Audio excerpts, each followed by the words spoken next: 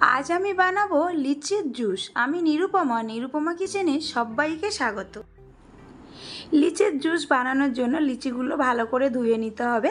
এবার লিচিগুলো ছাড়িয়ে নেব। লিচিগুলো ছাড়িয়ে এইভাবে আমি ভিতর থেকে দানাটা বার করে দিলাম, দিয়ে আমি হামানদিস্তার মধ্যে নিয়ে নিলাম। সব লিচু লাগবে না, আমার 1 গ্লাস জুস বানানোর জন্য ওই 8-10টা মতো লিচু আমি ছাড়িয়ে হামানদিস্তার মধ্যে দিয়ে থেতো করে জুসটা বার করে নিলাম। জুসটা রেডি হয়ে গেছে, এবার পরিবেশন করে নেব। লিচির জেলি বানিয়ে রেখেছিলাম, গ্লাসের মধ্যে দিয়ে দিলাম।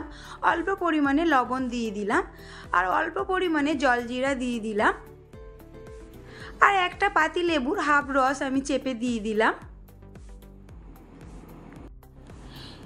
আমি সুগার সিরাপ বানিয়ে রেখেছিলাম, সুগার সিরাপটা দিয়ে দিলাম।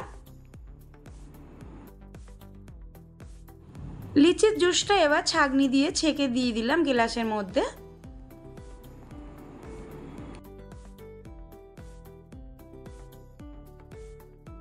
অল্প পরিমাণে দিয়ে দিলাম ফ্রিজে রাখা ঠান্ডা জল।